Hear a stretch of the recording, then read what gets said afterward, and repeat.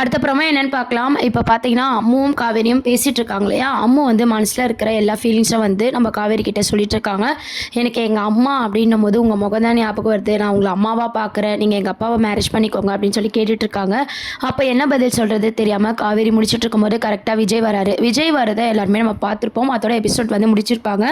கதைய எத நோக்கி கொண்டு போறாங்க அப்படின்னு பார்த்தீங்கன்னா, விஜய் அத பார்த்துட்டு நம்ம அம்மு முன்னாடி எதுவும் பேச முடியாம அப்படியே சைலண்ட் ஆயிடுறாரு. காவேரியும் வந்து பார்த்தீங்கன்னா, விஜய் கிட்ட தனியா பேசணும்னு சொல்லி கூட்டு போறாங்க.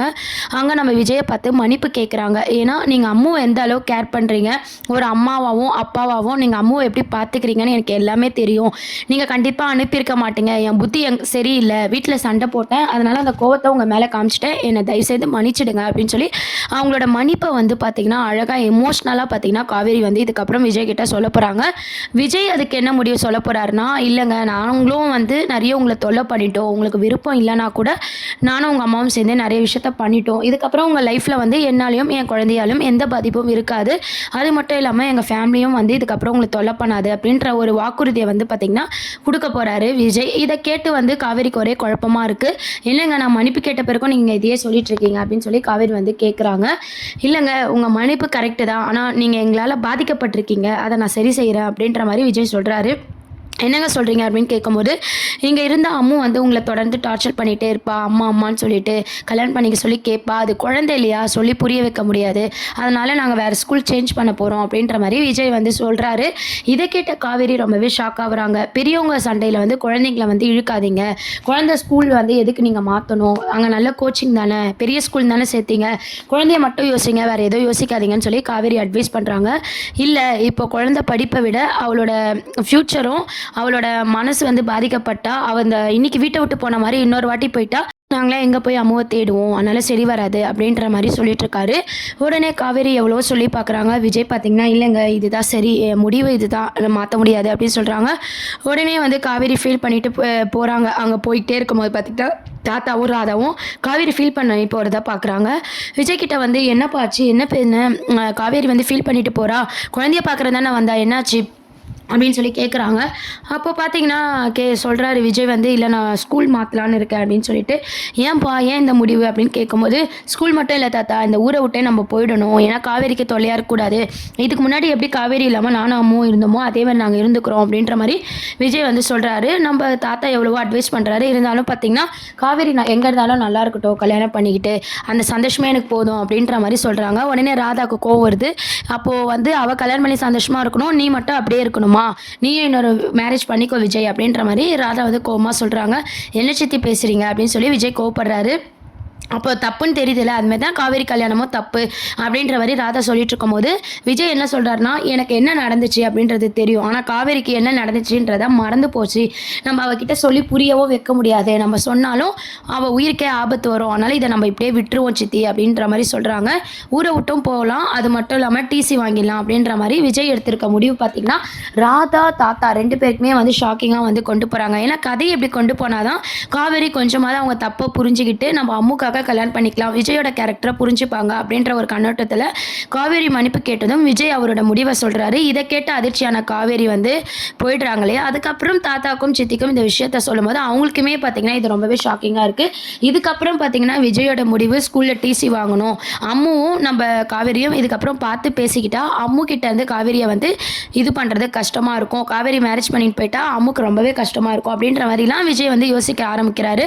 ஸோ அதனால் டிசி வாங்கணும் அப்படின்ற மாதிரி அவர் முடிவை வந்து எல்லாருக்கிட்டையுமே சொல்லிட்டாரு. அதுக்கப்புறம் பார்த்தீங்கன்னா காவேரி இதையே யோசிச்சுக்கிட்டு வீட்டுக்கு போகிறாங்க. ஆல்ரெடி பார்த்தீங்கன்னா நிவின் வந்து தேடாத இடமே இல்லை. ஸ்கூல்லேருந்து காவேரி வந்து எப்பயோ கிளம்பிட்டாங்கன்னு தெரிஞ்சதும் எல்லா இடத்தையும் தேடி பார்த்துட்டு காவேரியை காணோன்னு சொல்லி வீட்டுக்கு வராரு.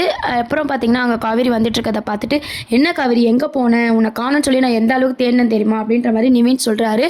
இல்லை நான் அம்முவை பார்க்க போனேன் அப்படின்ற மாதிரி காவேரி சொல்கிறாங்க.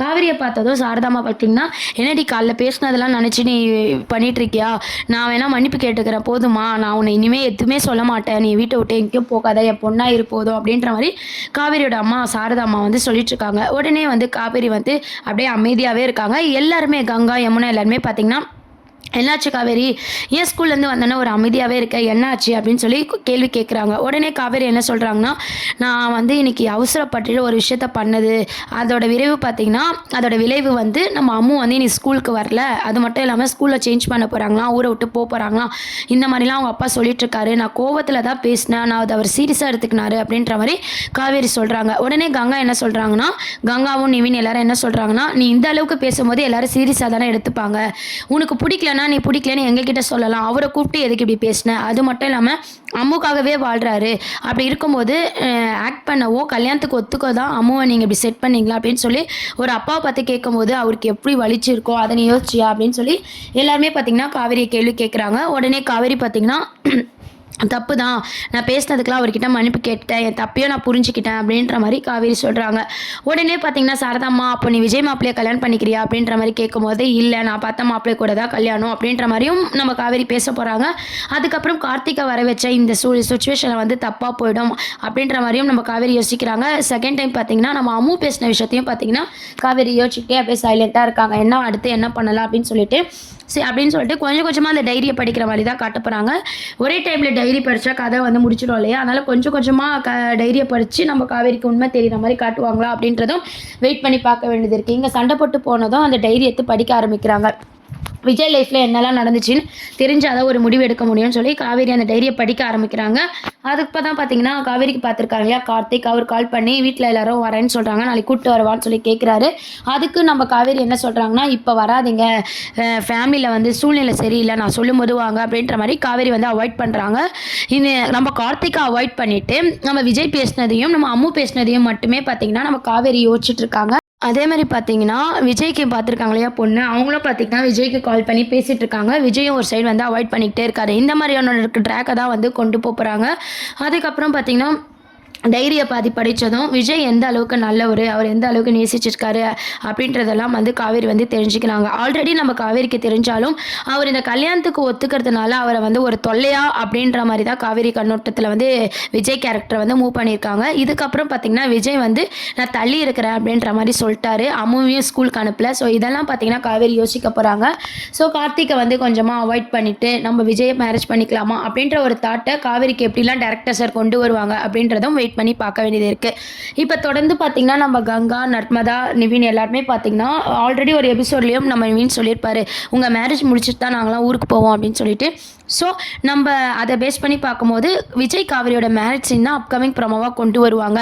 இப்போதைக்கு பார்த்தீங்கன்னா எல்லாருமே பேசி நம்ம வேறு வழி இல்லாமல் நம்ம காவேரி ஒத்துக்க போகிறாங்களா இல்லை விஜயை பிடிச்சி ஒத்துக்க போகிறாங்களா அப்படின்றத வெயிட் பண்ணி பார்க்க வேண்டியது இருக்குது. ஆனால் கண்டிப்பாக பார்த்தீங்கன்னா அம்முக்காக இந்த கல்யாணத்துக்கு காவேரி ஒத்துப்பாங்க. விஜய் காவேரியோட மேரேஜ் சீன் தான் நெக்ஸ்ட்டு கொண்டு வந்து இதுக்கப்புறம் தான் பார்த்தீங்கன்னா நம்ம விஜயை கொஞ்சம் கொஞ்சமாக காவேரி புரிஞ்சிக்கிற மாதிரி காட்ட போகிறாங்க. இதுக்கப்புறம் சீரியல் நகர்வுகளை இப்படி தான் மூவ் பண்ண போகிறாங்க. லாஸ்ட்டில் கிளைமேக்ஸில் தான் நம்ம காவேரிக்கு பழசெல்லாம் ஞாபகம் வர மாதிரி காட்டி சீரியலை முடிக்க போகிறாங்க. அது ஃபேன்ஸ் எல்லாருக்குமே தெரிஞ்ச ஒரு விஷயம் தான். ஸோ இப்போதைக்கு பார்த்தீங்கன்னா காவேரி வந்து கல்யாணத்துக்கு ஒத்துப்பாங்க.